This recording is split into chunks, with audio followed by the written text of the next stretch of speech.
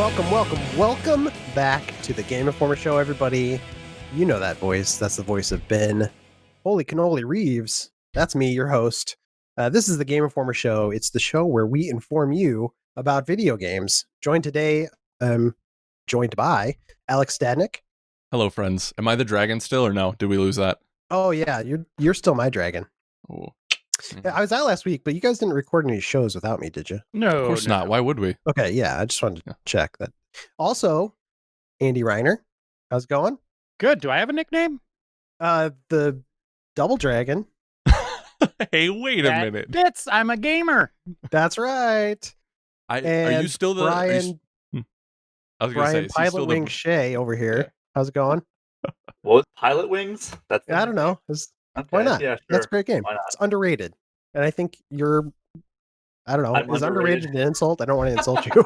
You got to admit, it was a fun game back then. Brian was fun many years ago too. I'm sure when Pilot Brutal. Wings came out, you were an adorable baby.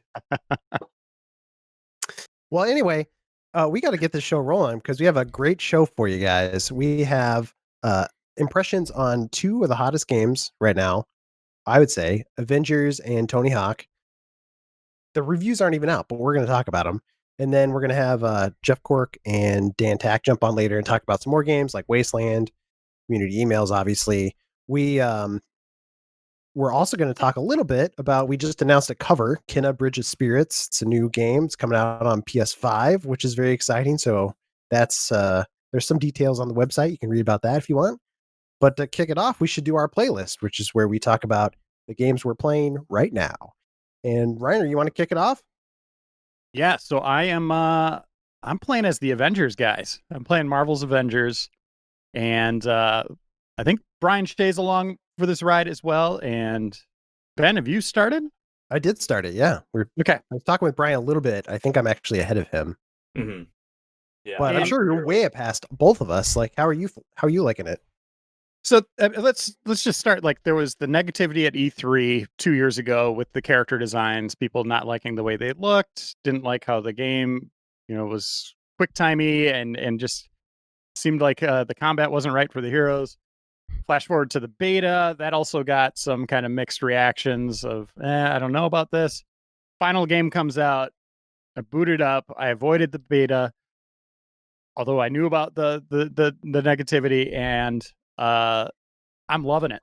I really am. I'm having a great time playing it, and it's in unexpected ways, right? Like, we knew Kamala Khan was going to be a big part of the game. We knew that she would become Ms. Marvel and all that stuff and be a part of this super team.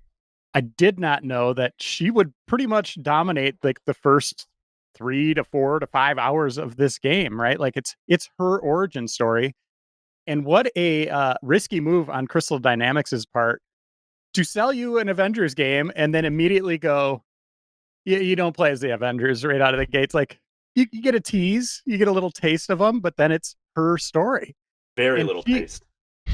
And she kind of embodies your essence a little bit of being a big Avengers fan. So you're interacting with these Earth's mightiest heroes and geeking out about it, just as she is too, right? Like, and then eventually the game gives way through narrative reasons. You start playing as each of the individual Avengers again in their own kind of mini arcs that are still carrying Khan's story forward. So I just think it's really well done. It's different than I expected, just in that narrative hook, but also just how it plays. Like, Khan's gameplay is basically Tomb Raider. Like, Crystal Dynamics made that Tomb Raider series, and there's a lot of sequences where you're platforming on unstable ground. It's falling beneath you. You're hanging off ledges. You're sneaking around past guards, like in the shadows. So it's like, they're definitely putting their fingerprint on this. And I was like, this is crazy. Like, I just expected like just brawling combat, but I'm getting a whole different experience, and I'm enjoying it. It's a little rote in terms of the platforming. Like, it's pretty basic in terms of what you're doing. And, we've all been, whether you're Nathan Drake or Lara Croft, in these scenarios ad nauseum, and they've kind of lost their luster a little bit. Even if you're a superhero that's maybe jumping higher than any of them, it's still just kind of that same song and dance. But for the narrative, I think it really does a nice job of pulling things forward. And then it just shifts gears. The game just completely opens up and changes and adopts a hub world where you're on a helicarrier, and that is like it's like basically the Destiny hub where you have different vendors that require a billion different currencies, which is part of the game's problem, right? Like it's just like there's going to be a grind to getting gear, and is the gear even valuable? We'll get to that in a bit, but then you can do more single player stuff where you're exploring all the Avengers, or you could go online and play co-op with friends, and that's where it really kind of embraces what I was expecting, just like big bombastic superhero action, and it's all really well made. All the heroes just they play so well, with the exception of Iron Man, I would say. Oh, really? You don't like Iron Man? I don't think he packs much of a punch. Like it compared to these other heroes, even like Captain America and Black Widow, like they're just really fun and acrobatic. Whereas Iron Man is more just kind of this ranged threat where you're shooting these blasts and they're kind of slow. The effects don't look that great for him. You know, it's just kind of a pew pew kind of thing. When you're doing melee, there's some, you know, visceral kind of action to that. But yeah, I think he's kind of the weak link, and even the voice acting on it that's Nolan North, right? It's Nolan North, right? Yeah, he is going for comedy all the time. He's It's trying like to show Nathan up. Drake turned up to like 11. Like it's just constant. So Yeah, he's it's not good. yeah, that's the one where I was like, oh, I would expect they would knock Iron Man out of the park. Anthem did, and here he's just kind of yeah, he doesn't stand up to these other titans, right? I think he's That's trying a to bummer. do kind of a Robert Downey Jr. type thing, not really like vocally, but that sort of persona, and I don't think it quite meshes with him very well Yeah, because he's so like that voice is so recognizable. yeah. It really you do. You know, there's quips in there. You're like, that might have been an Uncharted. Yeah. They Well, should and have I just was gave him a half tuck and made him look like Nate Drake. Half the armor out Yeah, perfect. or a mid drift or something. No. Yeah, that's interesting. Because I'm definitely not as far as you are. I've played through a lot of the Kamala stuff, which have been sort of mixed on like the stealth, I guess, at least early on, feels a little rough to me. Yeah. But the big action moments have been fun, and I've enjoyed those quite a bit.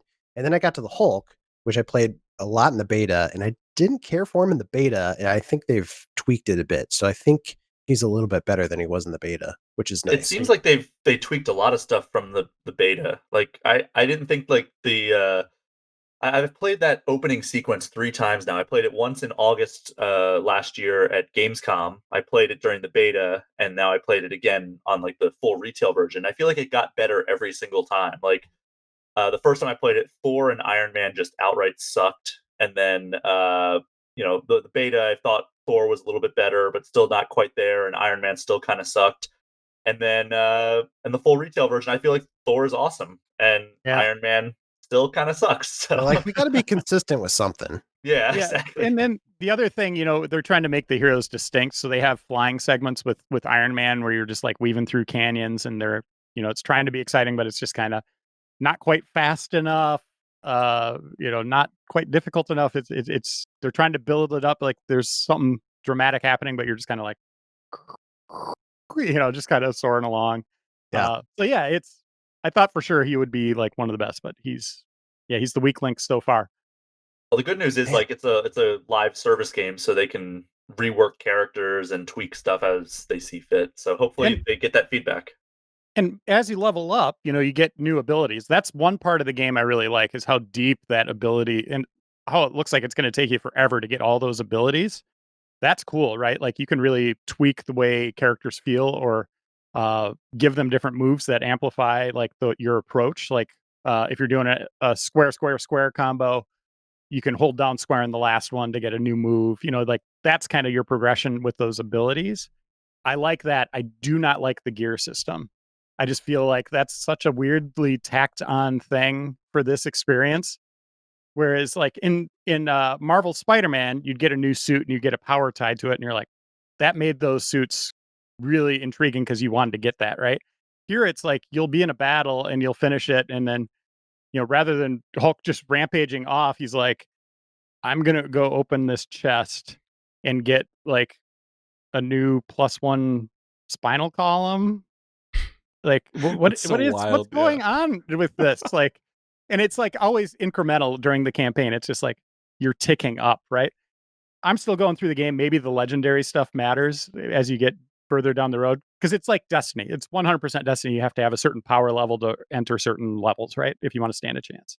Um, that whole system, fine in concept, but just like having to open boxes and then keep going into the menu to equip powers or, Yeah. this +1 more. And it really is just that kind of trickle of, does this even matter? Like, It's weird too because they detached the gear from the cosmetics, which I think is probably the right call here. Mhm. But it's weird that how much I actually care about my gear and how it looks, because now that it's not attached to cosmetics, I like that the numbers are going up, but I don't care that much to like go in and like look at each piece and be like, which one's better. There's a button where you can just hold it and it equips the best stuff. And I've found that I've just been doing that, and I might Yeah. stick with that honestly, just because I don't want to like deal with the finer points of the gear system. I haven't found many benefits to it. Some of them give you different little things, attributes and stuff like that, but it's it really is just kind of, I'll see what the end game is. Maybe that's where it gets interesting, but for now it's just kind of a new an annoyance. Have you found that there's like a lot of cosmetics that you can unlock throughout the game, or is that stuff seem to be locked behind the paywall? It's part of that currency system, right? Like, yeah, I wouldn't say paywall necessarily, but there's a lot of different currencies that I'm still exploring. You're getting all sorts of different things that it's like, well, what is this? Even your Ms. Marvel's like, what is this stuff? It's like there's a lot there. They do not like skimp on content in this game. They bang it over your head and, very quickly. Like right out of the gates, it's just a linear single player experience. There's not much else to it. You're just moving along with a really heartfelt, fun story. And then all of a sudden you get to that hub world and it's like, whoa, go down to the hangar and talk to this vendor, go over into this room, talk to this other vendor, go over here and talk to another. And it's like, wow, all of a sudden I have a billion things to do. Went from 2 missions to 11, like where you can tons of side content. A lot of it is built for specific characters in mind, which I like because that'll force you to play everyone. Although you could just kind of, if you just want to play as Hulk, do all your multiplayer content as that one character and just keep leveling him or her up. But the single player campaign, they will force your hand into switching characters, which again I like. Sure. Have You you wanna messed have around all with the multiplayer vendors. much yet? I have, yeah. I've done a lot of just matchmaking with randoms. I haven't played with any friends yet, but that's gone really well. There's a lot of load times just in between the hub world and then getting into the mission. Like it's extensive. Um, but the outside of that, like the matchmaking's worked perfectly. There's when you get into those levels, they kind of open up a little more. There's room for exploration. There's different chests you can go find. Again, it's all kind of going into this system of like, do I care about this gear? That I need to know. Right now, I'm grabbing everything I can, but I don't know if it has much benefit. That's something I got to figure out as I do this review. Yeah. I don't think I care about the gear. Honestly, I do care about the cosmetics. Do they give Thor a frog Thor costume like from Walt Simonson's run? I don't think so. Not yet. All right. I'm You heard sure it it'll here come first. along. Avengers isn't worth playing. What's this? Square Enix and Crystal would like to know how much you would pay for Frog Thor. Hold on. Let me grab my credit card. Let me read it off. 47. Are they ready? Well, I don't know. Yeah, it seems like it's just a massive game, and I'm liking it so far, which is good, and I want to keep playing it. I'm curious how long I'll actually be playing it. I don't think it'll be a Destiny for me. I don't think I'll play it for years and years, but we'll kind of see. You guys have any final thoughts? We don't have that multiplayer component of competitive, right? Like where I Yeah. think that's where that becomes like something that people really latch onto. This is just single player and cooperative play. So it's all, kind of you're helping each other or you're on your own. Um, I think when Spider-Man comes along, I'm going to be really intrigued. It depends on how quickly they deliver these heroes. Like, because we have Kate Bishop and Hawkeye coming soon. Mhm. When does the next character hit? Like, who is the next character? Like, I talked to Scott Amos, the head of Crystal Dynamics, about that, and he's like, I think people will be surprised by how fast we release some of these characters. So maybe it's a pretty fast cadence. Do you think the day that Spider-Man releases for PlayStation that they'll release? I know they've said that there's no exclusives for other consoles, but do you think they'll release something else as well so that Xbox has a new character at least? that's when they shut off the Xbox servers. Don't say that. I'm the only one playing on Xbox, and it's lonely. It's lonely over here. We did that intentionally. We saw how you played Tony Hawk. Yeah. Oh, wow. Yeah. Perfect segue there. That's Avengers. The welcome. review is still in process, and hopefully But it'll it's be up good. soon. It's Yeah. good. I can tell you, you will have a really good time playing it, especially if you love these characters like I do. Shea, you invoked the Birdman. I Yes. heard that you've actually been playing it recently. Is that correct? I've been playing it as recently as, I guess, 30 minutes ago when we first jumped on this call. Yeah, All right. So what's the score? I cannot tell you that yet, but I'm enjoying it. I think that Tony Hawk's Pro Skater 1 was the reason that I went to a store and bought a PlayStation 1, because I was just like, I went to my family's house for like a Thanksgiving or something, or a some sort of family holiday, and my cousin had his PS1 and a Tony Hawk 1, and I just disappeared into the basement and played that for hours, and I was like, I must own this game. So I actually went out and bought a PS1 for Tony Hawk's Pro Skater 1, and I played all of them all the way up through Project 8, I think that was, yeah, I did play all of them throughout, like, as they got released, and I just have such a love for that series. But obviously, like, with like Tony Hawk's Pro Skater 5, it didn't age quite so well in terms of like sticking strictly to that classic formula. And then I don't even want to talk about Tony Hawk Ride, the one with like the physical skateboard that you had to get Please on top don't. I'm falling asleep. So I was skeptical about Tony Hawk's Pro Skater 1 and 2 because of how, like, past attempts to remaster these games and past attempts to deliver like kind of on that classic formula have gone. But I'm really enjoying this. Like, I think that like they did a really good job. Obviously, the visuals look great. The gameplay feels really smooth. It doesn't feel like antiquated or anything. You can use both the joystick or the D-pad to control your character. So I've been using the D-pad. It feels perfect, but you can use the analog stick if you want. And it has both games, like, all from like start to finish. So you can start in the warehouse or the hangar, depending on which game you want to play, and work your way all the way up through, the Roswell level in Tony Hawk 1, or I guess it was the Bull Ring is the final level in Tony Hawk 2. Uh, and then they have the whole roster of classic skaters from the original games, as well as new skaters that they've added that are like names now in modern skateboarding.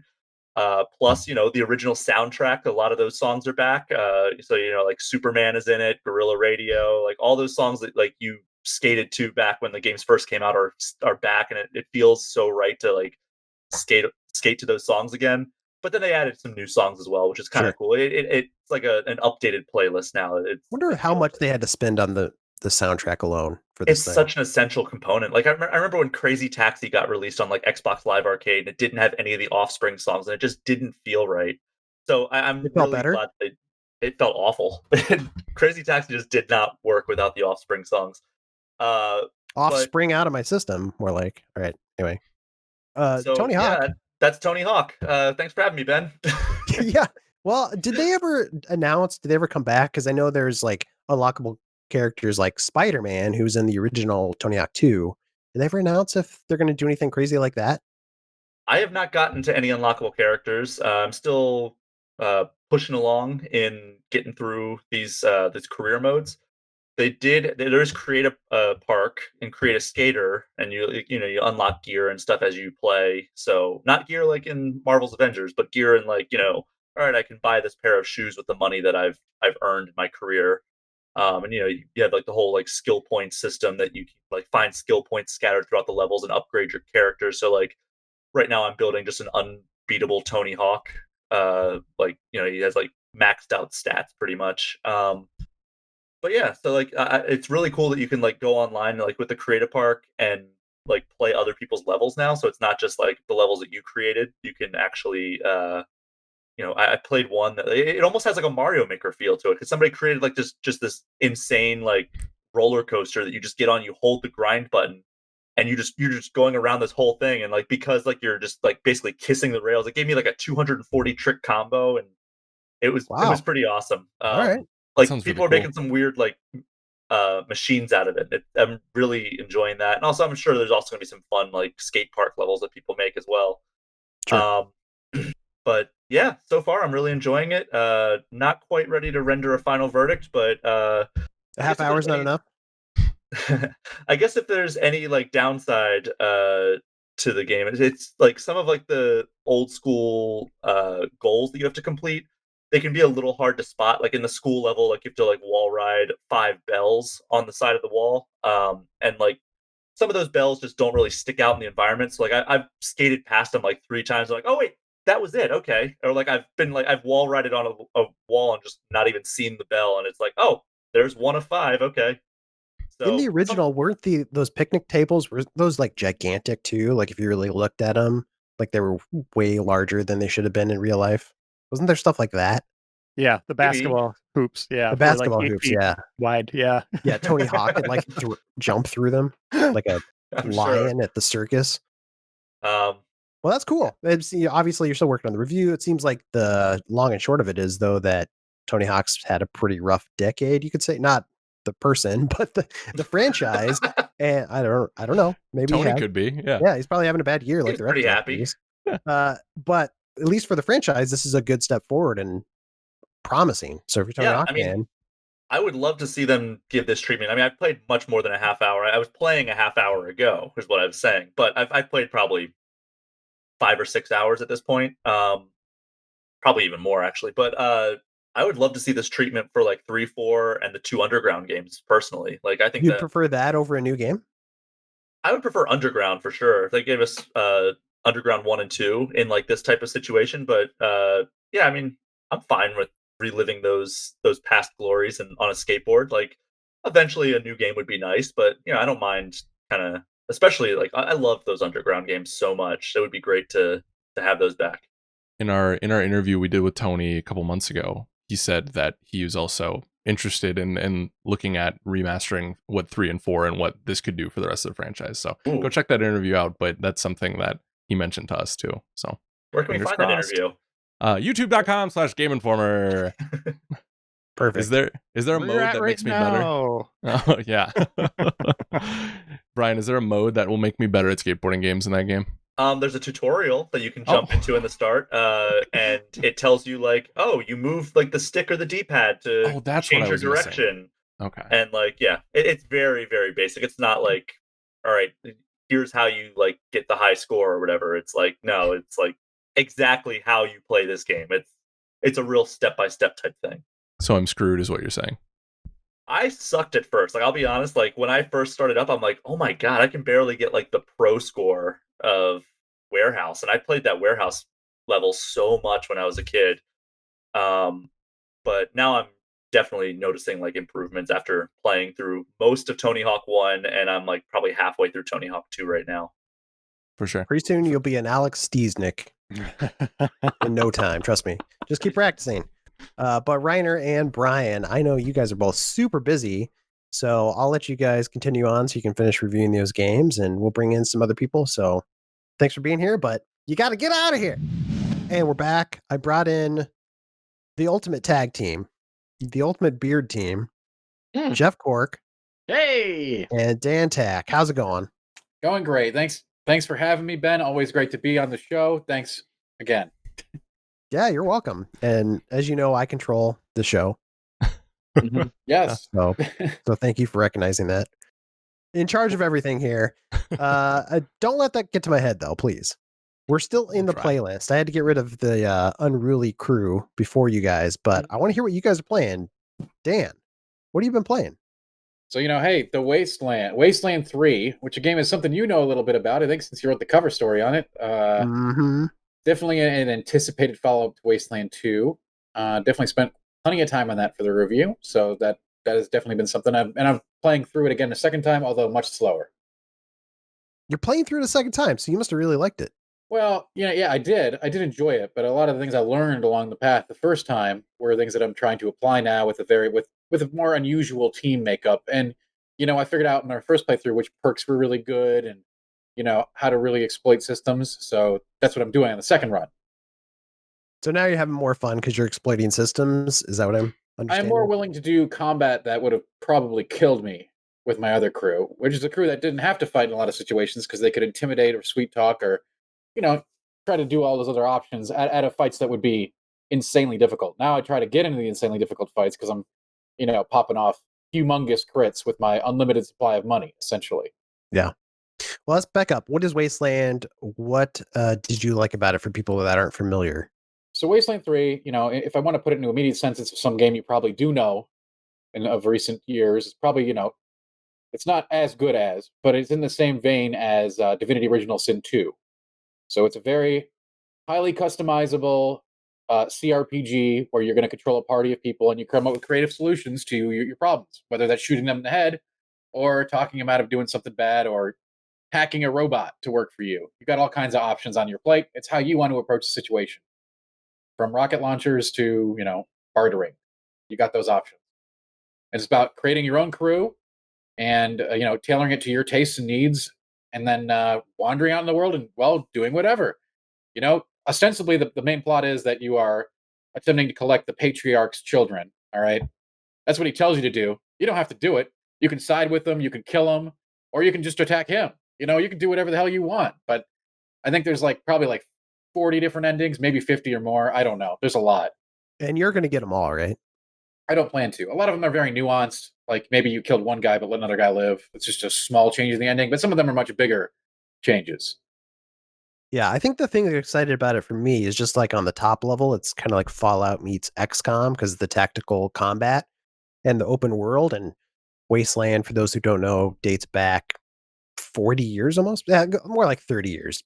This is 1980, 88 or 89, I believe, for the first game. But it's a really cool game. It inspired the creation of Fallout. And if anybody is a fan of the original 2 Fallouts, this is the game to check out. Yeah, it's in the vein of the first 2 Fallouts, and it's a lot cleaner than Wasteland 2. It's a lot tuned up in that regard. It does a lot of the same things, but it's less obtuse in terms of systems and stuff. Combat was so much smoother. Getting to have those, as you said, the comparison to XCOM is apt. Being able to know your percentage, just before even moving, you can be like, all right, I got a 70% chance here, 8% chance here. Looks good. I can see where my grenade's going to lob. There's no trying to figure things out in the desert or where we spent Wasteland 2 throwing grenades at each other. So, and you do not, another really good thing is you do not need to know anything about Wasteland 2 to enjoy it. There are recurring characters from the series, but you do not need to know them or at all. It'll be self-explanatory. Perfect. Yeah, Wasteland 3. It's fun. I've been playing it. I'm only up a couple hours into what I had played for the cover story, so not super far, but it's definitely more polished than what I played a couple months ago, which is great. But I'm having fun too, and you gave it, what'd you give it again? What did I give? An 8.5. An 8.5 is what I gave it. And that's I think it's right in the right, depending on what obviously the score is the score. But if you're into CRPGs, you're going to want to play this one for sure. And if you're not into CRPGs, you won't like this game. Keep living your life. Simple. Do whatever you do. It's real simple, really. It's incredibly simple. If you like that style of game, this one's going to be up your alley. If you don't, this one's probably not going to turn you around on them. Sure. That's fair enough. Well, you've been playing anything else? Yeah, but we're going to keep it short and brief because this is the playlist, baby. Hey, if you can't keep it short, then we're going to keep it short. It's called Nexomon Extinction. All right. Ugh. This is a Pokemon-like, and it is for PC, Switch, and maybe some other stuff too. I had no idea this game even existed. I was browsing Steam. I was like, what the hell is this? It looks like Pokemon. I'm in. Let's try it. And you know what? It turned out to be actually pretty decent. I've played way worse Pokemon clones in my day.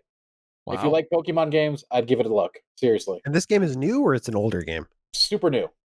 3 or 4 days old. Say the name again. Nexomon Extinction. Oh, rolls right off the tongue. I know. I mean, the Nexomon, it's it's like Pokemon, right? I got it.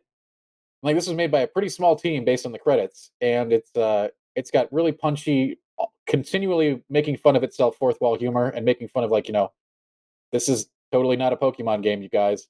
And but clean game. No multiplayer or anything like that, but if you're looking for a single player Poke experience, do it up. Is it better than something like Temtem?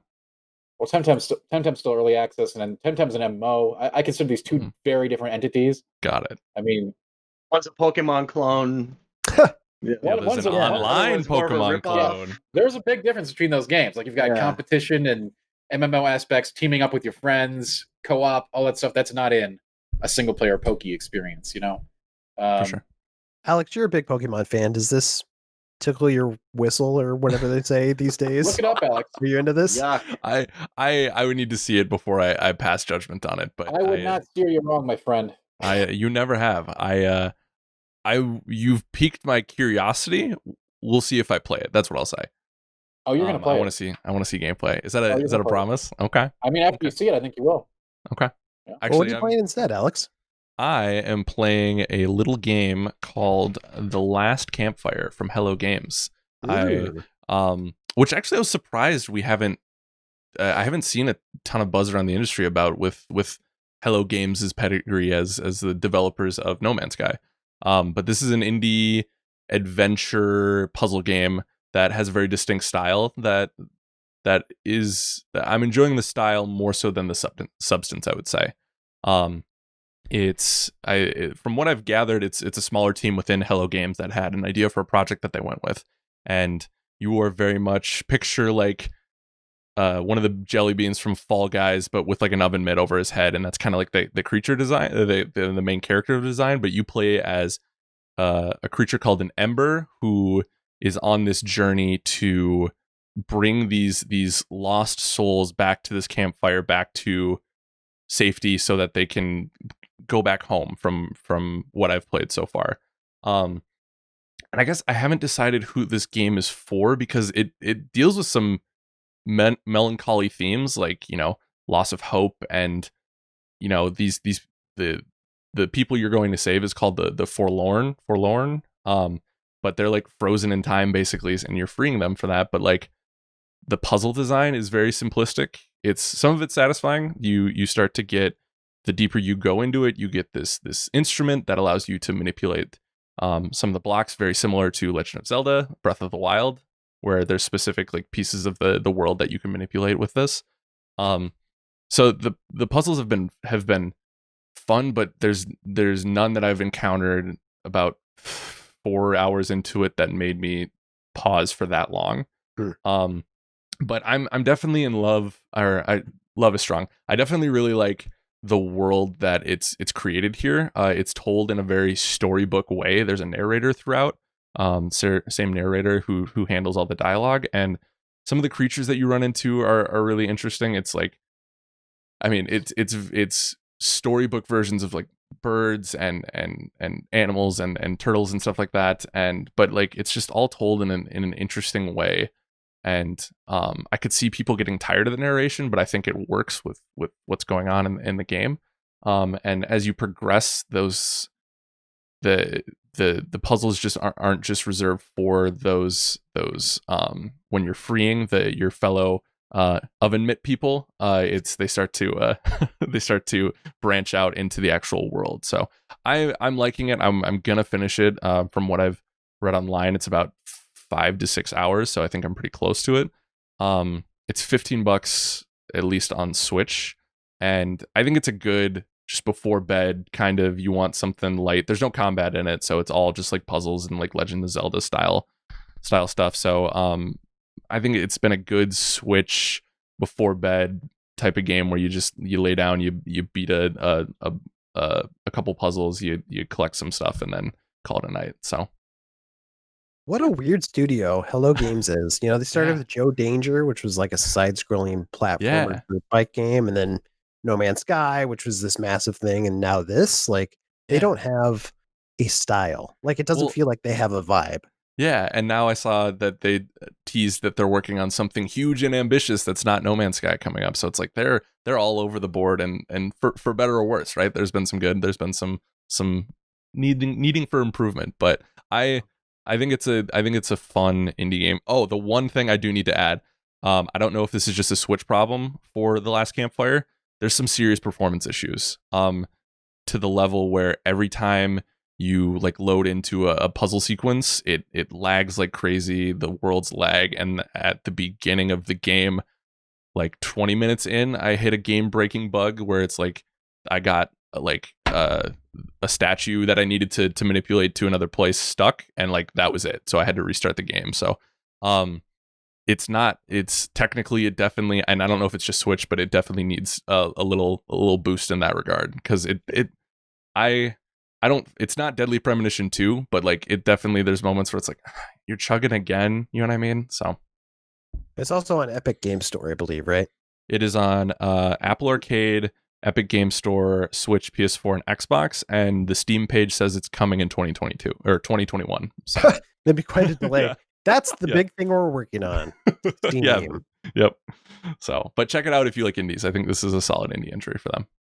I love the art style. It kind of looks up my alley because of the puzzle aspects and just the unique visuals, but nobody's talking about it. No, I thought more people would talk about it because it's Hello Games, but it's been weirdly quiet. So no. Yeah, I might check it out later. Yeah, I think you should. It's like I said, it's $15.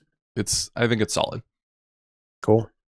Well, yeah, I mean, as for me, my playlist, I've been playing a lot of Avengers, which we already talked about. I dipped into Wasteland, which we already talked about. The other game I've been digging recently is called Littlewood. Are you guys familiar with this one? Joe talked about it. Yeah. Oh, did he? Yeah, I mean, I'm digging it. It seems like a game that Joe would really like as well, where you are the hero in an RPG, but that adventure is over. Like, you defeated this evil wizard on some RPG quest, and now your job is to settle this town and bring new citizens in. So it's not really an RPG. That's just the gimmick, is like you went on this RPG like quest, and now it's more kind of like a sim management game where you meet people, you build houses, you farm. There's a little bit of farming, but it's mostly like gathering stuff. So you can go on quests, go to other areas, like mine rocks, chop down trees. It's kind of that Stardew Valley vibe a little bit. So I'm so far, it's been a little bit of a slow burn, but I'm really digging it the further in I get. Worth checking out if you're at all into that. What's that on? I'm playing it on PC. Mm-hmm. I looked on Xbox and I couldn't find it. Okay. I think it's maybe just PC right now. Did Joe talk about that last week? No, it was 2-3 shows ago, I think. Okay, cool. Yeah, it's worth checking out, just as a reminder. Yeah. Cool. What modern games are you playing, Jeff Cork? Well, let me tell you, I'll do my obligatory Fortnite update. As you know, this season is all about Marvel, and they just had an update yesterday that introduced basically a crazy taxi mode where it's duos, and that starts off and it starts off in a taxi cab, and then you run around a section of the map, driving around and picking up fares that are like in these circles, and they'll have like a star rating, and then they'll have like special requests. So you have to take them to their destination, and you get bonuses depending on the passengers. Some of them are like, destroy this many items, stay airborne for this long, don't take any damage, that kind of thing. So you're doing that and earning stars for your team. Or if you want, you could just jump out of your car and find stars on the map, or shoot people or other cars and like collect stars from them. It's completely chaotic. I think I've come in 4th place every time I've played. That's out of 5 teams, I believe. So I'm not great at it, but it's completely chaotic. The soundtrack is like, they're really cribbing from Crazy Taxi vibes, like Offspring kind of sounding guitar music. It's like super dumb and fun, and has nothing to do with like the overall Marvel Comics theme and everything. But I guess Fortnite This is show also a brought to you bad by game that Offspring, by the way. everyone hates. Yeah. So I'm a big baby. So apologies for that. Also, what? I was just gonna say, I haven't heard of Offspring or Crazy Taxi in years, and now we've Yeah. talked about it twice today because Shea brought it up earlier too. So I Why don't did know he what's bring it up? happening. Oh, he's just a huge Offspring fan. Oh, cool. You should check out Very his cool. tattoos. Yeah, It's great. excellent. It Yeah, he is asked that for a Mara, 13 though. and he got a 31, if I remember correctly, right? Yeah, that's right. All right. Pretty Well good. played, sir. Also, I'm diving back into Bloodborne. It's one of those games that people that I like and respect, and I've watched a ton of videos about people that just relentless enthusiasm for that series, like the Soulsborne games. And Bloodborne is like consistently talked about as being like, this is the one, this is the best one. And I've tried it a few times over the years and just have not gotten into it for whatever reason. And I found out that friends of the show, the MinMax community, there's some members that are doing like a Summer of Soulsborne stream, and they're tackling Bloodborne this month. and I was on one of the first episodes, just starting from the very beginning, the character select screen, which is like a place where I've routinely found myself paralyzed with all the options and choices, because it's like, I don't know what these stats ultimately mean. I know what like strength is, but I don't know like in the grand scheme of things if it really does matter. So they walked me through the beginning, and we played for a few hours, and it was super fun. You can watch that. They're streaming like Tuesdays and Sundays, I think, on Raven named Rook, all one word. Twitch TV, there's the channel Raven, like the bird, named Rook, all one word. It was super fun, had a great time, and I also did like, which I'd never done before, was we did the multiplayer. So I summoned 2 completely high level characters into my world and just wrecked stuff, and it was super fun. And the like staggering system really clicked too. So it feels like this might be the time, but we'll see. So what community did you say this was part of? Min-Max. I've never heard of them. How many ends in I that? think I'm familiar. I believe there are 2 N's. Okay. I believe. I could be wrong. Just like to make sure. Yeah, exactly. But that's cool. It's cool that you're finally digging it. Just for like a history lesson, the Blood Souls games, have you ever really gotten into any of those games? I've played all of them to varying degrees, but I've never finished one.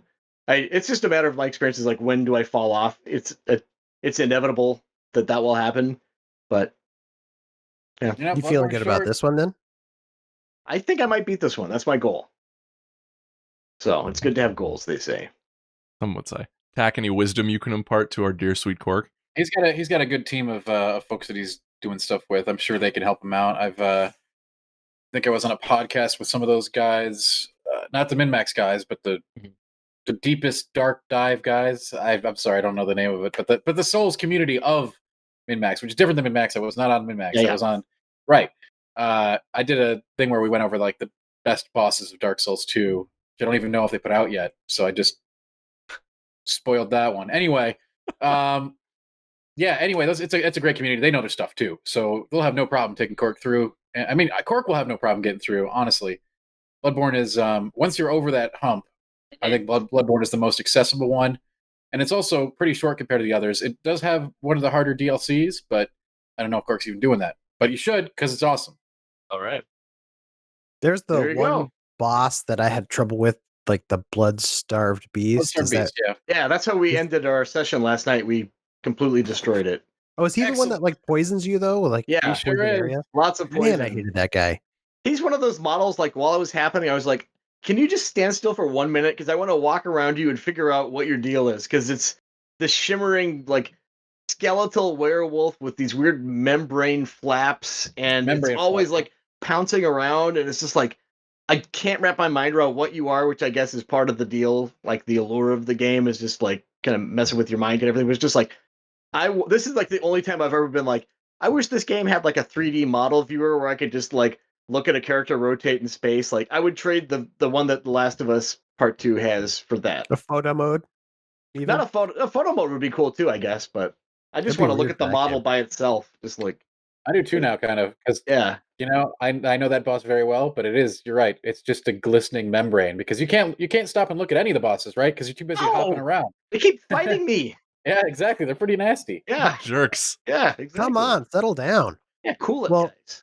Jeff Cork, the Yes, other sir. thing we talked about it early in the show, we just announced a new cover story that you worked on.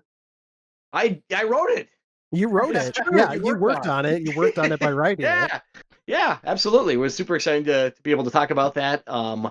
We're not obviously doing big details right now, but talked to the guys at Ember Lab for a really long time and saw the game being played on PS5 hardware.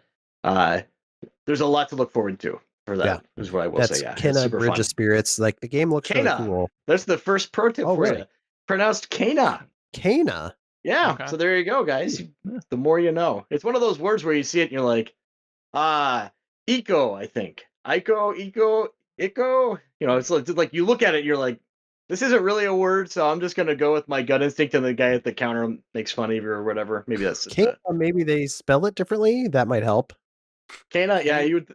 Yeah, it's Kena. Yeah, Kana. All right. Yeah, I'm glad I got this one in the bank before it starts becoming a common household name. Yeah. All right. Well, I don't know if I can do that, but we'll see. Oh, come on, but buddy. I missed you know what we Ben. can do? we can move on because we do it. have some great community emails. So we'll take a break and we'll be right back.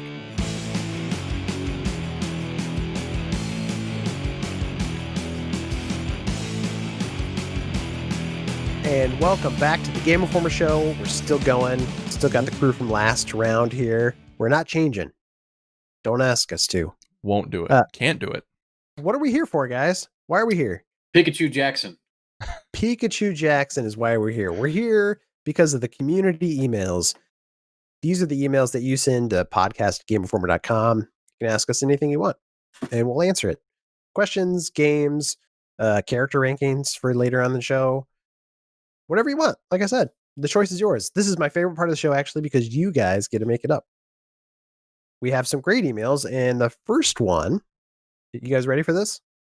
Can't The wait. choice is yours. This is a big one. You guys are excited. I'm great. Cole Harper, he writes in from Nashville, Tennessee. He says, with the new consoles coming out and a new generation of IP, hopefully, I was wondering what you guys think is the most popular or best IP for each of the three major gaming systems. I feel like Xbox and Nintendo may be easier to come up with, but PlayStation has so many big-time exclusives, I'm not sure which IP will be the most popular. Personally, I would go with Zelda for Nintendo. That's my favorite. Okay. Best and not necessarily most popular or most successful. We're saying our Most personal popular, favorite. I don't know. Yeah.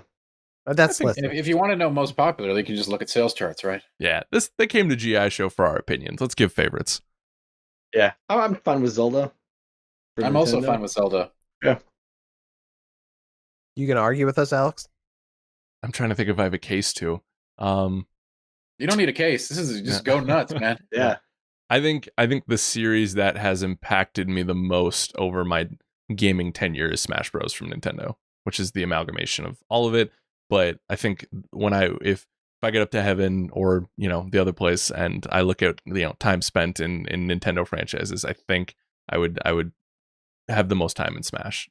Yeah. So I think that's. You could probably look on your system clock on No, Switch no, also. You don't have to I need to die first. save it for like a post-death scenario. Yeah. Jesus. I know, nobody needs to die here. We're not like Yeah. service. Don't be a hero. Just look at go to your system settings, man. Wouldn't even be a hero. Or as I like to call it, heaven. Yeah. Do you think if you are in heaven, they're not going to like bore you with that kind of data, are they? Depends what you're into, man. I think that's the thing. Like if you're in hell, they'll keep that number up front and center, and that's the only thing you can look at. Like this is how much time you spent playing video games. Compared to like what you could have been doing. Yeah, exactly. You could have fed a starving child. Cool. All right. You monster. So Would that person even care though, Reeves? Like I don't know. The person in hell? Right. Would they have cared about feeding a starving child? No, that's why they're in hell. Right. Okay. So Okay, I take your point. Yeah. Very clear. So Microsoft. Xbox. Yeah. What do you guys think? Best IP Microsoft has. I feel like it's tempting to say Halo. What else do they have? That seems like the default selection, but it's I know. very boring, and I don't know how. I guess like for olds, Halo is probably that, but like, are there any like people who were born within the past few decades that care about Halo? I don't know. I would argue, especially from this generation, I think Gears has been maybe not strong sales for them, but I think has taken what could have been the end of that franchise where people were disillusioned with like what Judgment was, and I think they've told some good stories with 4 and 5. I think if you compare like what Halo has done with their 4th and 5th entry compared to Gears, I think that team at the Coalition has done. It's not a competition, obviously, but I think they've done a better job of like bringing that to a new audience. And obviously, it's not the level of hype it used to be, but I think for Gears fans, I think those games are really great, and I think they're more underrated than they should be.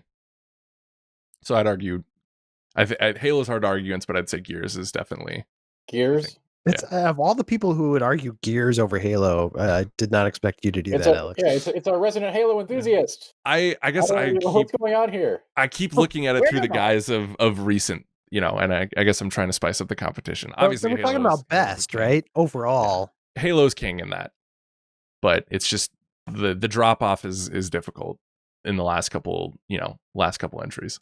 What about Hellblade: Senua's Sacrifice? They got that IP now? It's a good one. We seem enthusiastic about this topic. I can't. I still Game think Pass. Fable. Yeah. Fable. Game Pass is the best IP Yeah, Microsoft has. absolutely. You know what? I agree with that. That's actually true. I Yeah. unironically agree with that. All right. That settles Game it. Pass, It's probably yeah. the best across the board, honestly. All right. I'm so puzzled though. Like, we got the biggest Halo advocate that I know Yeah. stomping for gears. I don't know what's going on. A moment of clarity for him. Trying to keep things spicy, you know. Yeah. Okay. Wait a minute. I am just playing as a suit of armor. That's not interesting. You guys All right, well, finally got to me after all that. We all that finally talking. warmed down Yeah. everybody. Yeah. Yeah. Congrats. Yep. All right. Sony. What do you guys think for Sony? Bloodborne. Mm. You said favorite. I'm doing favorite. There you go. I said best. Okay. Point stands. And favorite. Yeah. I'm not going to change mine. You guys can go get God of War or something. Some other. God of Another War game, is I a don't good care. choice. Is probably the right one. In my heart, I feel like Uncharted is the answer. I was going It to seems say like there's so many competing metrics that we're using too. Like Uncharted is like the associated with PlayStation, I think, in a lot of ways too. Like, but I don't know that it's their best. What's your personal fave? My personal favorite, I really like.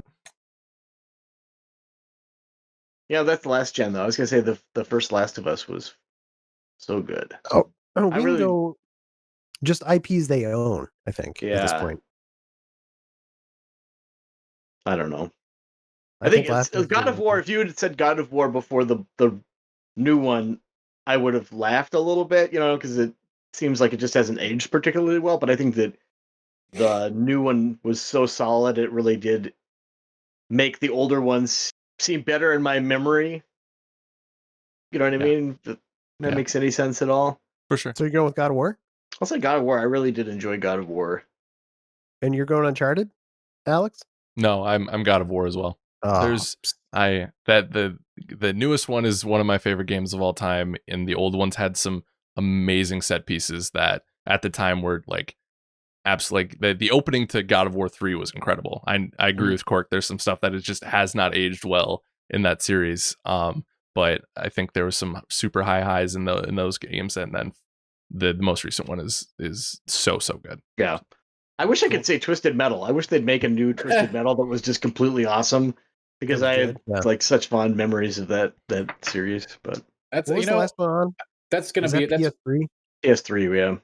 That's like a monkey's paw thing. Do you think if there was a Twisted Metal game today that played to its roots, would it get the same, even half of the same fanfare it did back then? It was such a different time. Yeah.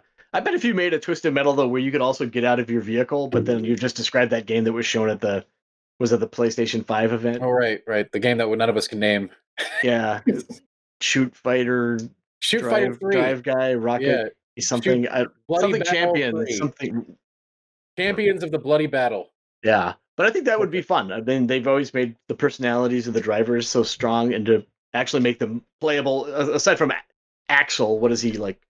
Break free of those two wheels, and then what? But other characters are interesting. Well, excuse me. To recap, Nintendo's best IP is The Legend of Zelda. That's what we decided. Yep. Microsoft's best IP is Game Pass. And Sony's best IP is Uncharted. I think we all agreed on that. So fair enough. We definitely all agreed on it. Yeah. Cleanly. Moving on, it's unanimous. We love it. We're just Dan, waiting on PC here. I was going to say, do you want to do a PC one? Like, what's the PC best? deserves it too, but that's StarCraft. Again, I was gonna go with Warcraft overall. Yeah, that's good. If we're looking at all of his stuff, if we have to go through everything. Yeah. Games Workshop is just like punching the wall. That there have to be so many fist marks in their sheetrock in their basement, just being like, Blizzard, you sons of you. Well, Games Workshop, they sleep on piles of licensed money from the 50 Warhammer games that come out every year. Yeah, exactly. Yeah. You ever go to Steam? You'll find a lot of Warhammer games on that puppy, man. Just type in Warhammer. You'll be astonished. You'll be like, we should make a living list of these games existed. Yeah, exactly. And they keep announcing them. Like, they just announced one like a week or two ago during the Sony thing. And it's like, wait, is that game exist already? I thought they just announced a new game. Like, this is a new one. It's very confusing. You can find Who's a Warhammer buying these game games? in Seriously, any if you have genre you played- want. If you have played all the Warhammer games, I want you to write in. I want to hear from you. Like, what are we missing? Please write in. All right. Meanwhile, Jared from Kansas City, he writes in. He says, "Hello, GI crew. Really simple question for all of you. With next gen approaching, I wanted to see what was your biggest fear." I'm gonna go with Are we spiders. on Fear Factor or Game Informer Live? What's going on here? No, I think he means with relevant to next gen. He says, "Are you worried about a particular trend in the gaming space? Are you worried about a potential rising cost in games as service being more normal, and single player experiences taking a backseat? Like, what do you guys what are you afraid of with next gen?" All right. So I'm not worried about the single player thing. People have been saying that. I've heard that phrase trotted out for a decade, that single player games are dead, but we still have amazing single player games and single player experiences coming out on the regular. Are service games part of the story and part of the conversation now? Absolutely. But there's always going to be really awesome single player games. We every year that this comes up, we got like The Witcher 3, Last of Us 2, depending on how you stand on that one. But there's always examples, right? There's just tons of them. Like we got Cyberpunk, which is hopefully going to be amazing this year. Stuff like that. There's always good examples. But as far as the game as service thing, yeah, that's where that goes next. Is I wouldn't say it's my greatest fear, but I'm not afraid of it. But it's certainly not a great way that I see things going. Right, from loot boxes to battle passes to God knows what's next. As technology advances, I'm always the one talking about neural implants and other freaky future stuff on this show. And as the games get better at gaming humans, I'm very concerned about we already have technology that your mobile game knows that you get paid on Fridays, so it hits you with the sale on Friday. As that gets more advanced and more tailored to each individual, once they know your income, once they know when you're more likely to spend, they track all this data, right? And then they use it. It's not just for fun. These people, these people use this data to make things, to make algorithms and smart systems that can exploit the user. And that's you who just sat down to go play a game for fun, or maybe you're just bipping and bopping and playing a battle royale party game, and it's just all fun, right? It's all fun and games. It's all fun and games until every aspect of that game can be, driven down into creating a dopamine infused state where the user is willing to spend money. That's when you turn a game into that. I wouldn't say it's my fear, but it is one. Yeah, I see games losing something when they become completely cash-driven experiences. This terrible dystopian world you created isn't your fear? It's not my fear, no. It's mine now. Yeah, it's the only thing that's going to keep me up at night now. Yeah. Do you think there's any good defense against that? Yeah, I What's hope the that defense against the dark arts here?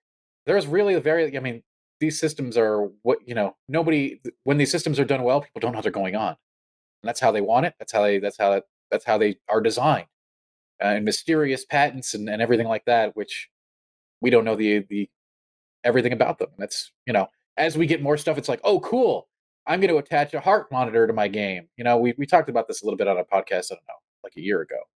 And all these really cool additions, they come with prices on that end of things. And I don't know how we solve it. I'm not really one to advocate for oh, we can't do this because we want to ban X in games and bring in the government to do that. I'm not really about that life.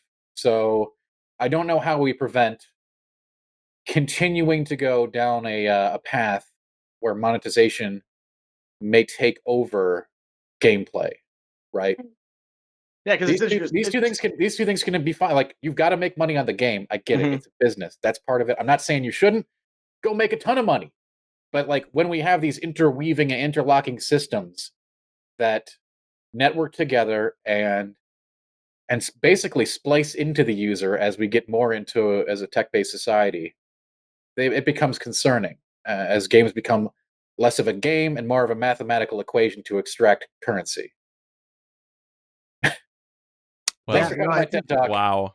God. You went very serious with that very quick. I mean, I'm there with you. That is something to be concerned about. And as a consumer, how do we support things that aren't abusing us or directed directly at our wallet?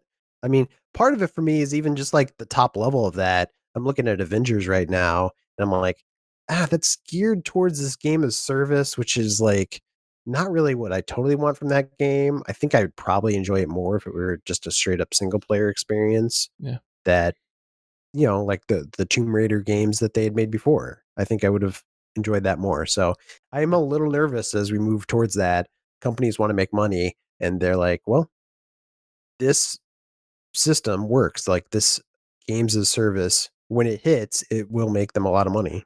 Yeah. I know the fact that the companies want to make money, it's that no amount of money is ever going to be enough for them. Yeah. So like any missed chance to squeeze you for another $15 is like considered a loss in a lot of ways. Like I'd be interested to see what that Avengers game would have been like if it didn't constantly reach for your wallet in the ways that it's doing. I don't know that it would necessarily. I think it would be a better game. You know what I mean? Like these ridiculous layered battle passes for each character and everything like that. I don't think that if you look at it, that makes the game better. And that's what I like is things that make the game better. And I don't think that anything that connected with nickel and diming people ultimately makes a game better. Yeah. And to be fair to Avengers, like I don't think they're like the worst example out there right now. But they're bad enough though. I mean, they're an example of a game of service when it's like clearly they went into this being like, let's make this as a game of service with a long tail where we can keep charging people money. And yeah, I'd prefer games that works occasionally. I'll get into a game like that, but I don't want every game to be. But I think a game like Avengers, though, like if they want to do that, fine. Don't charge people $60 for it. You know what I mean? Like if they feel like they need to keep the lights on and this is an expensive game and boy, budgets are getting out of control, they have a choice to make ethically. And I think that's whether you charge $60 and ease back on the microtransactions or make it a free-to-play game as service right out of the gate. Get those kids who are going to be playing Fortnite because that's free and you can pay out the wazoo for that. Give them something else to play, and then by all means, throw some battle passes in there. But trying to do both, like that's what nauseates me is the whole like it just seems ridiculously greedy to not only charge people $60 but also withhold a lot of content. And they have made a big point of saying like we're giving you all these characters, but unless you spring for the battle pass add-on for those characters, you're not getting everything you would otherwise get, which seems pretty shady in my opinion. I mean, yeah, we could have a whole podcast on this topic alone. And I'm not fundamentally opposed to game of service because I like, being the PC gamer I am, I'm used to a game existing for years, if not decades of content. But how you do that, how it's delivered, and these things are at the macro level and the micro level. You'll notice a lot of games now when they do the cash drop without the loot box, the stuff is on a timer, right? So forget like I got to get my Halloween stuff, I got to get my Christmas cookies, I got to get all my seasonal stuff. Now it's just like, oh, every day. Not only do I have to log back into the game every day to see what's in the shop, but if I don't get it now, it could be gone forever. Yeah, and it drives that. It's these behaviors. This is all like we just see what's on the surface. This stuff's all data and analytically driven on the back end. They know exactly what's going on. All right, and the less you know, the better. Well, and some of these companies aren't even shy about it. Like I was doing capture for a Madden review, and I'm sure this has been going on for years because I haven't played Madden, but like logging into Ultimate Team and opening a card pack, I was like, I am in a casino. It sounded like a slot machine, and it like made no bones about it. And it gave that same juice that you would get from gambling, which I know is another topic, but it just keeps adding to this terrifying, awful future that Dan Tack has brought to light here.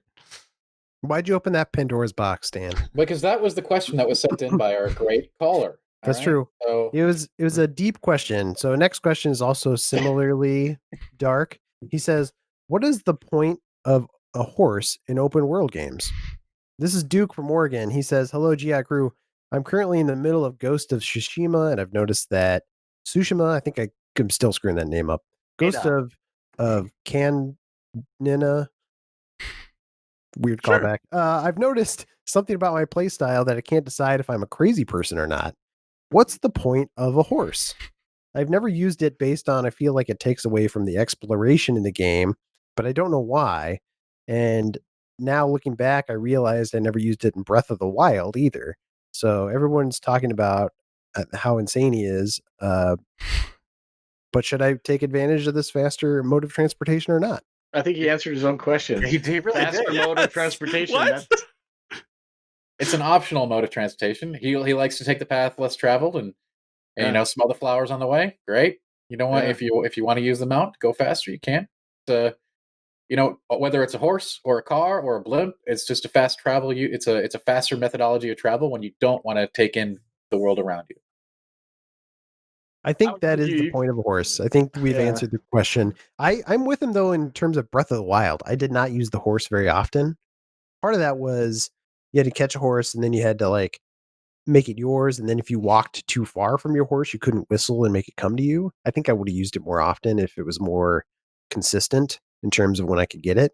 But with Breath of the Wild 2, what's that? If it was a video game horse where you whistle and then it just appears behind you. Like Witcher, that is one of the weird. Like every video game, it's fine. That's just how it is. It's like a Nintendo thing. Like we're not going to do it that way. But also in that game, there were ways of getting around the world that were faster than a horse. Like if you were up high and hang gliding, you would go faster than your horse. So there were, or you could shield slide down mountains and stuff. So like there were ways that you didn't necessarily need a horse. But yeah, in most games, I'm going to use a horse because it's faster. Yeah. Hey, horses are cool, guys. Question. That's a wild question.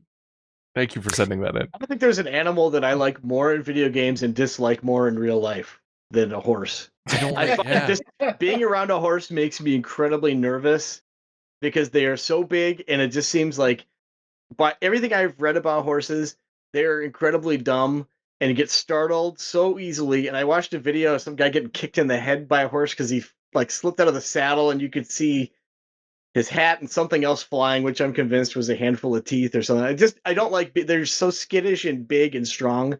But in games, I'm like, get me on that horse because that's the way to go. That's right. Maybe sharks. The well, I'm not in the water. Sea. Why would I go in the water? Yeah, you wouldn't care about a person. Shark. Yeah. Don't go in the water, please. No, all right, next question. Not for us. Harrison Cook, rep in Iowa. He says, hello, GI. I just finished building my first gaming PC, and I wanted to know, where do I put my mouse hand? What's up with these questions? Wait, what?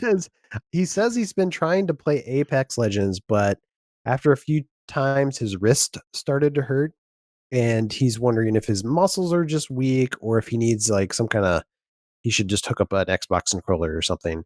I think for a lot of games, you should do an Xbox controller, but if you want to play with a mouse and keyboard, I've had this problem. Dana, maybe you can speak into it, but I've noticed that my wrist will hurt if I play games on PC for a long period of time.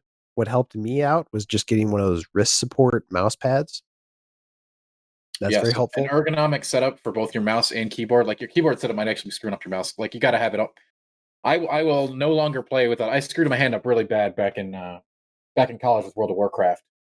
Playing 12 hours a day with no ergonomic support. Having an ergonomic setup, like even if it's just like a wrist pad for your hands on both accounts, you can do it. And also make sure that like the angle of your arm and the mouse pad like are syncing up correctly. That's a big thing. Like you can't just be like over it like this or going up from it. Like make sure it's aligned correctly. There's all kinds of like very quick reads online about this kind of stuff. That's just like, whoa, I was doing that wrong. My hand feels a lot better now. And yeah, after switching to using like wrist rests and stuff like that, I have not had any problems even with extended gameplay. So yeah, it helps a lot. That's a good point too. Adjust your chair setting because you want to make sure your feet are both planted on the ground and that your arms kind of go straight out in front of you without having to like bend up or down.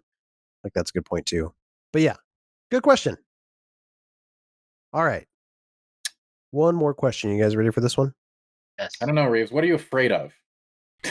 I'm afraid of this next question. Okay. Thom from Redmond, Washington. He writes in. He says, "I have a game called Fantasy Greenlight for you." He says, "This is the game." He says, "This is the scenario.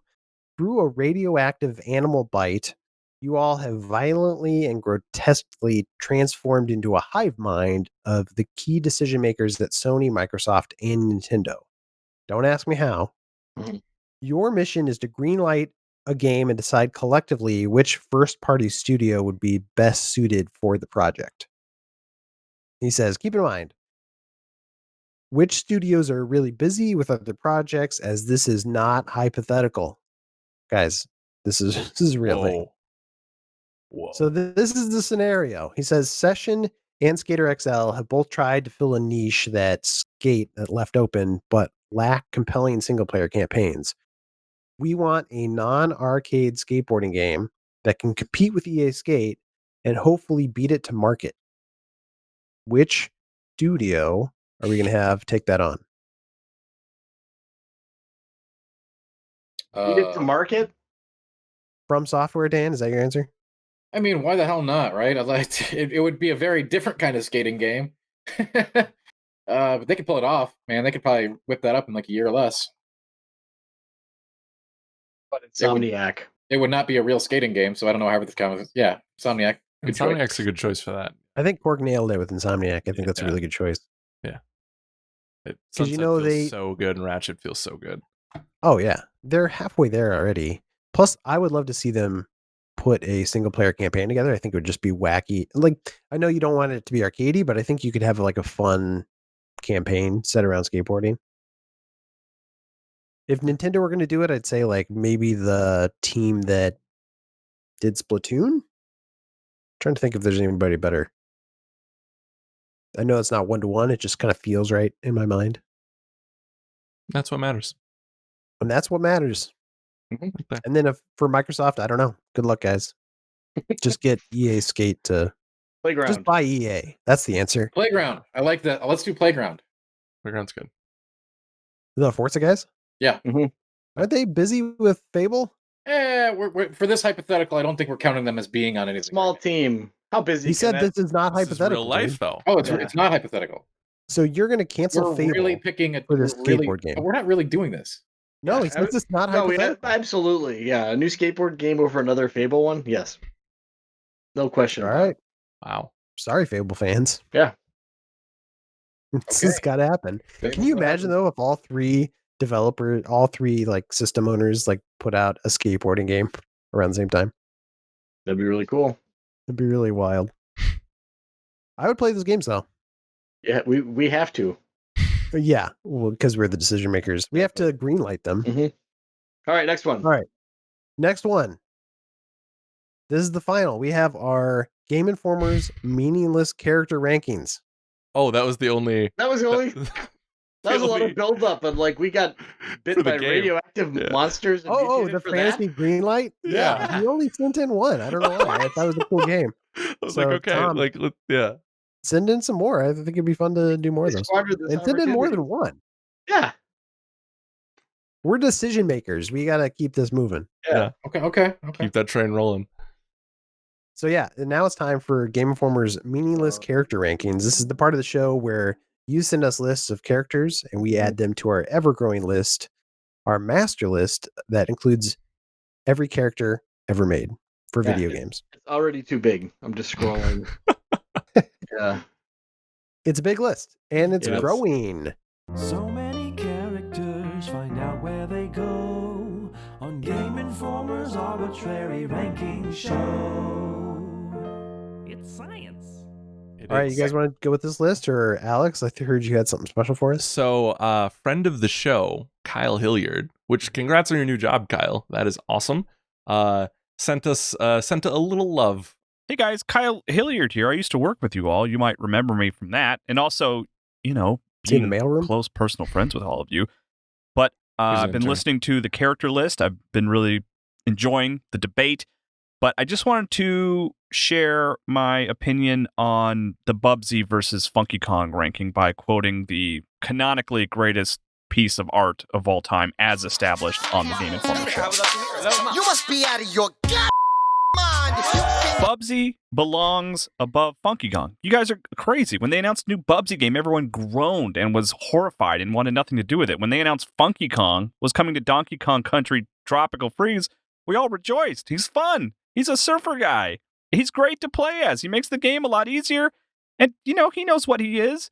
And he is an important member of the Kong family. And Bubsy, no one likes Bubsy. Dan Tack is the only person who likes Bubsy. And even in that context, it's that he likes Bubsy's original appearance. Bubsy has not maintained his reputation over the course of this. Okay, love the list. Keep doing it.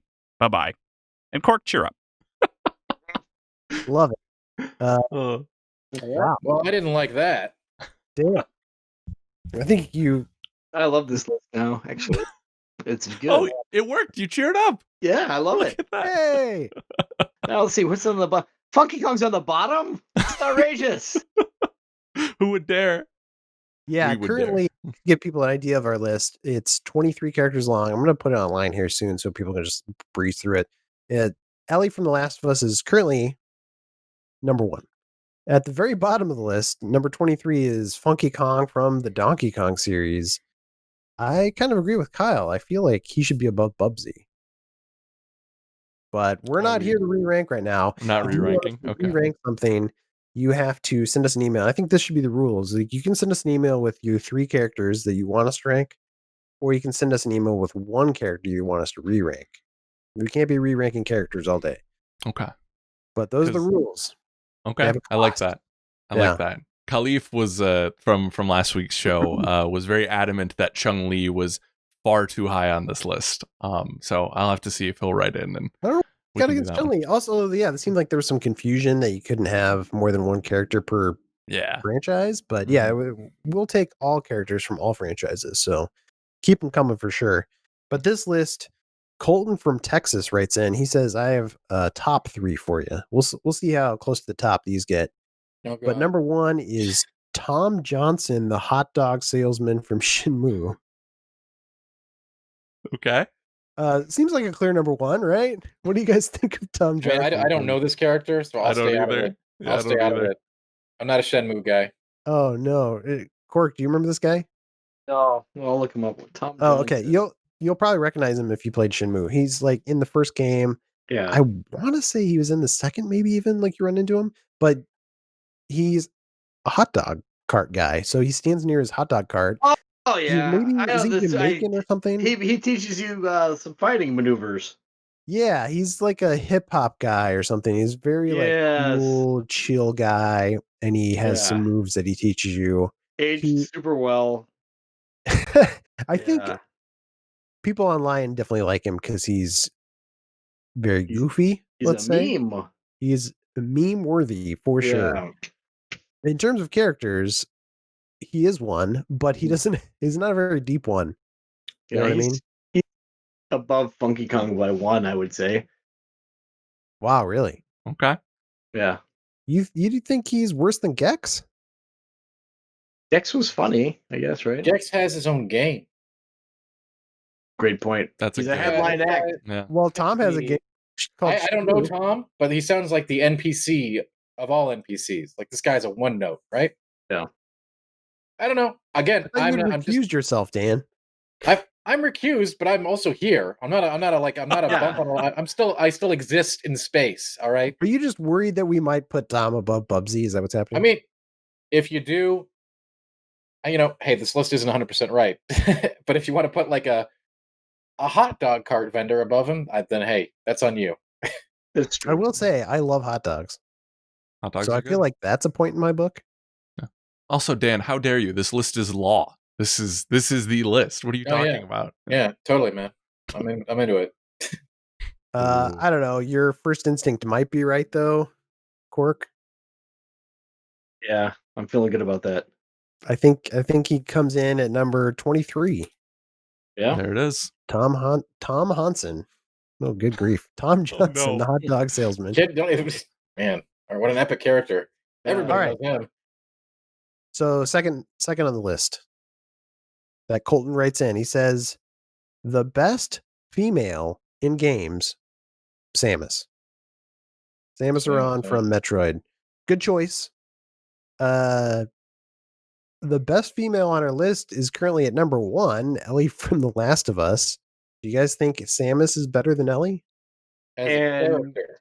Ellie It's turned always into a little complicated ball for and the drop list. bombs. That's in the DLC coming. It's We'll always get the there. tough part. Because as a character, Mhm. it doesn't have a whole lot going on. Obviously, she's Yeah. in some of the best games ever. Yeah. That makes this complicated. Because it's Yeah, very we're difficult trying to rank the separate it from character, game. not the game. So there's a little bit of Yeah, you can separation that's try. happening. You can try to do that. And we will. You take one look at the list, you can see that's not the case. 'Cause she is that silent. I mean, in her good game, she's that silent protagonist. Like, oh, she's so bad. Though I love Samus. she's very capable. She has an amazing look. She's got a really cool look. She's got a sweet of abilities, right? She can turn into a ball. She throws bombs. Like, that's the best thing about her. She can basically fly when you get that super jump, which is kind of weird. So all that's great, but then she for a long time was kind of a silent protagonist, but then even when she does talk, she doesn't say a lot. But I don't know, like that doesn't do a whole lot for me, I guess, vibe wise. I think Samus is a really difficult one for me to separate the character from the game. I know we can do it much easier with some of these other characters. I can't. Like, I put her above Mega Man, right? Oh, I'm looking top 5. I was looking even at, like, she kind of reminds me of Chun-Li a little bit, like another character that has just a really strong, cool look and is very capable, but personality wise isn't totally like there. Yeah, I was thinking top 5 too. Yeah. But then we talked about it, and I'm like going against what I'm saying right now. Like, if it's just the character, then honestly, there's not much going on. It's just the character. Yeah, I kind of want to put her below Snake, honestly, who's at number 5, and maybe even below GLaDOS. Yeah, her versus GLaDOS, those are like polar opposites, because all GLaDOS is really is a personality. Yeah, empty talking head. Yeah. Weird robot body that's hard to draw. Just thinking about our conversation about Chun-Li, though, I don't know. I think all the iconic imagery and whatnot of her that we applied to Chun-Li applies that, and like almost more so to Samus. So like, I guess I kind of want to put her above Chun-Li, but I think that range is correct. I don't know. Any other thoughts? What do you guys think? Above or below Chun-Li, Dan and Cork? If I'm being honest to myself, after talking myself out of it, even though I think Metroid's freaking amazing, I think, around Chun-Li, above or below, I don't care, honestly. But around that point, throw her in there. Yeah, I feel exactly the same way. Ben, you have final say. I say above. You're These saying two above. are indifferent. Yeah. You are the host. I'm my personal love for Metroid has nothing to do with this, but Samus is gonna leg kick Chun-Li down the list a little bit, and Metroid. Sorry. Oh gosh. I think Samus. Metroid's in at our new this. number 4. I'm gonna put Metroid above Chun-Li. It has nothing to do. It's all based on science, dude. That's how this works. I understand. Can't be mad at the algorithm for that one. That's right. Yeah. Okay. Final number 3 of Colton's list, Corvo from Dishonored. You guys remember that guy? Yeah, I remember him. I do. He is another character similar to Samus, has kind of a cool look. He's got a cool mask, right? Probably has more dialogue than some of them. Certainly has more dialogue than some of the Metroid games, right? Not in the first game, because I think he was a silent protagonist in the first game. But yeah, then he talks in the second one. But like, he doesn't gain a lot of personality in that. Yeah, you're right. Unfortunately, he's one of those where you project yourself into that character, right? That's the goal, right? Right. Yes. So this is another weird case of like, I really love that game, but the character is like you said, you project yourself into it. They could have had like a walking monkey be the protagonist. And I don't think it would matter. It wouldn't, except like his only purpose there is to have those conversations with those people in those games that have much more character and personality than you do. So he goes below. He's below Deacon St. John. Yeah, I'd agree with that. He's low. I think honestly, I think I'd put him below Funky Kong. Below Funky Kong. Come on, you're just trying to. A hot dog salesman. Funky Kong has a character. This is the example of a non-character. I mean, as far as I know, you don't do anything, right? Like you do eventually. Yeah, okay, that's true. Okay. But a lot of it's just he's a vessel for you to interact with the world. I don't know. I couldn't tell you a single thing about his personality, even though I enjoyed those games. I don't have any sense of him as a character at all. He's an honorable man. You walk around and you kill people and you watch people do things and watch things done to other people. But as far as him as a character, I could tell you nothing. He's also not actively annoying though, like someone like Funky Kong is. That is an argument. That is his argument. All right, That's fair a good enough. point. Let's put him Well, above, if actively annoying is a qualifier, then isn't Deacon St. John kind of annoying? I don't think so. Like GLaDOS is annoying. Well, but in a fun way. Oh, this list. Science. Yeah, this list is really good.